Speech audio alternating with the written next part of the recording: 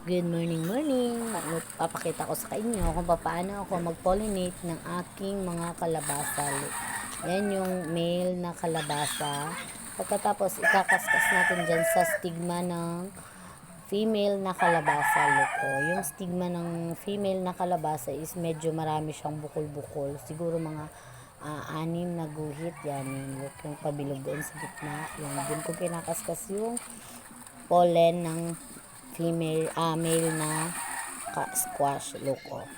Kasi yung last time, nagtataka ako bakit hindi yung nagtutuloy yung nangyari sa dito. Yan, pangatlong bulaklak na yan, hindi nagtuloy yung bunga. Kasi nga pala, kulang sa pollination yung nangyari sa kalabasa ko. Kasi ang sabi nila, merong natural na kapag bees yung nagpo-pollinate, kaya yung nangyari sa akin is hindi ko siya na-pollinate, kaya hindi siya nagtuloy-tuloy.